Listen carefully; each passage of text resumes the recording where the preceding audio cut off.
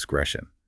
I'm starting to see why this deep dive is so important for understanding how India is governed, and especially for those UPSC aspirants who need to really understand these nuances. Right. And as we get into real-world examples, you'll see how these powers have been used and sometimes abused in the complicated world of Indian politics. Can't wait. Let's take a quick break, and then we'll come back to dive into some of those fascinating historical case studies. All right, so let's kind of shift gears a bit and compare the governor's powers directly to the president's powers.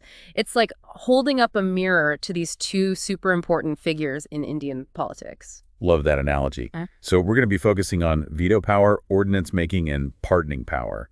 Those are some pretty high-stakes powers, wouldn't you say? They can really have a huge impact on what happens. Oh, absolutely.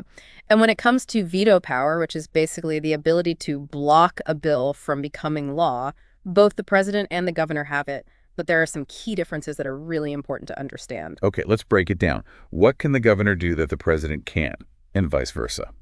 Let's start with the president. They have what's called a suspensive veto over ordinary bills passed by Parliament. So they can send a bill back for reconsideration, but if Parliament passes it again, the president has to give their assent. It's a way to delay a law, but not completely block it. So it's like a second chance for Parliament to really think things through. What about the governor? Do they have a similar kind of veto power? Well, the governor has a few more options. They can give assent, withhold assent, return a bill for reconsideration, or even reserve it for the president to look at. Whoa, reserving it for the president. That's adding another layer of checks and balances. But wouldn't that potentially create conflicts between the state and the central government? Oh, it definitely can. Imagine a situation where a state legislature passes a bill and the governor feels like it's against the national interest. Or maybe it doesn't align with the central government's policies. They can then reserve it for the president, who has the final say. That sounds like a power play, a way for the central government to assert its authority over state legislatures. I can see why this power has been so controversial. Yeah, you're spot on. It really highlights the delicate balance of federalism in India. You've got states that want to be independent and make laws that reflect their own needs and priorities. But then you have the central government wanting to make sure things are uniform and prevent states from passing laws that could create chaos or go against national interests. It's like this constant tug of war with the governor stuck in the middle. Okay, so we've covered veto power with all its intricacies. Let's move on to ordinance making. I've always found this to be a really interesting power. It's like being able to bypass the whole legislative process and create laws on the spot. It's a powerful tool, for sure, and both the president and the governor have it. The idea is to let the executive branch act quickly in emergencies when the legislature isn't in session. Like, imagine a natural disaster or a sudden economic crisis. You need to move fast, and waiting for the legislature to meet and debate a new law could be a disaster.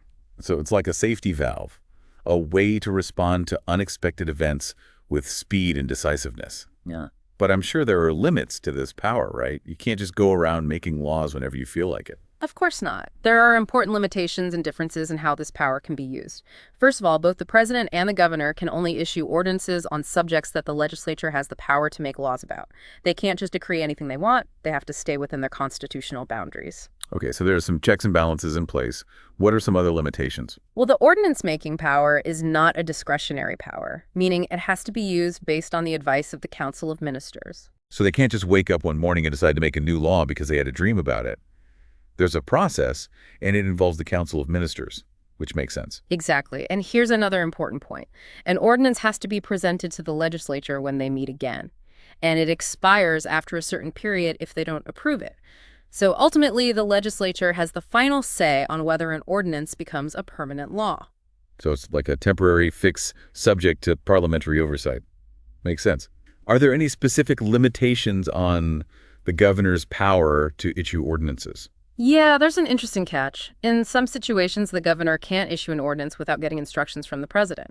For example, if the ordinance deals with something that needs the president's approval beforehand, or if it's a bill that the governor would have reserved for the president anyway. So sometimes the governor needs to get the okay from the president before issuing an ordinance. It's another example of that delicate balance between state autonomy and central oversight. Okay, let's move on to our last power play, pardoning power. Both the president and the governor have the power to grant pardons, reprieves, respites, and reduce punishments. They can also commute sentences. It's basically a way to show mercy or reduce a sentence based on the circumstances. So it's a way to balance justice with compassion, recognizing that sometimes there are special reasons to be lenient. But I'm guessing there are limits to this power too, right? You can't just pardon every criminal who asks. You're right, there are limits. And one of the biggest differences between the president's pardoning power and the governor's is how they can handle the death sentences. Okay, tell me more about that. Can the governor pardon someone on death row? They can change a death sentence to life in prison, but they can't grant a full pardon. That power belongs only to the president. It's a big difference in their judicial powers. Wow, that's a pretty significant restriction on the governor's authority.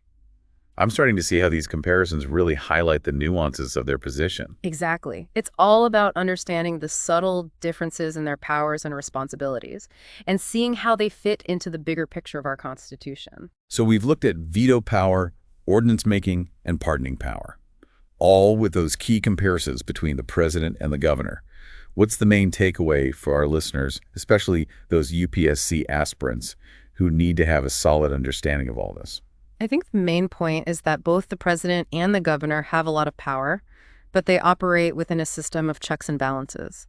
The president, as the head of the country, naturally has broader powers, especially when it comes to things that affect the whole nation. But the governor, as the head of a state, has a good deal of autonomy within their own area. It's a balancing act, with the Constitution trying to make sure that no one person or entity becomes too powerful. But with all these powers and that whole discretion thing we talked about earlier, is the governor really just a rubber stamp for the Council of Ministers? Or do they have real independent authority? Now that's the big question, isn't it? And it's one that has been debated throughout India's history.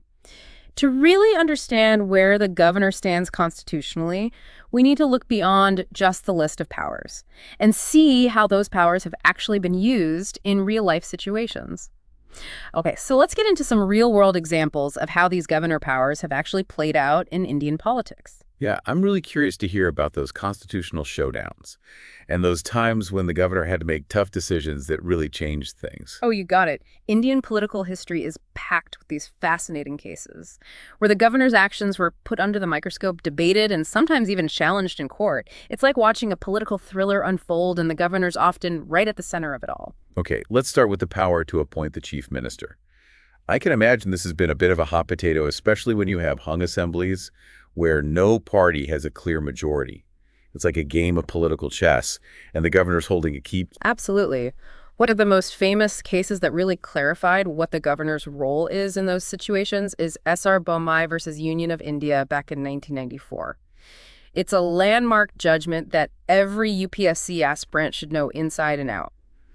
Basically, the Supreme Court laid down some clear guidelines for how the governor should use their discretion when appointing a chief minister if there's no clear majority in the assembly. Okay, break that down for us. What were those guidelines and why was this case such a big deal? It sounds like it really changed how we see the governor's powers. Well, the whole case stemmed from a series of incidents where state governments were being dismissed by governors, allegedly because the central government wanted them out. And this raised some serious red flags about Article 356 of the Constitution, which is all about president's rule. Article 356, that's the one that lets the president take over a state's administration if things are really messed up constitutionally. It's a powerful tool, but people often say it's used for political reasons, to get rid of state governments that aren't aligned with the party in power at the center. Exactly. The Bommai case was a game changer because the Supreme Court basically said, hey, the governor can't just dismiss a government because they feel like it. They set some specific conditions that have to be met, emphasizing that the governor's discretion isn't unlimited and they have to act within the Constitution. They really stress that the floor test where the chief minister has to prove they have a majority support in the assembly, that's the ultimate way to tell if a government's legitimate.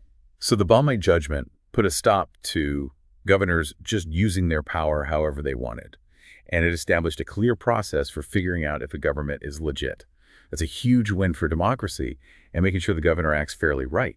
Absolutely. The Bommai case is like a cornerstone of how we understand the governor's role in a parliamentary democracy.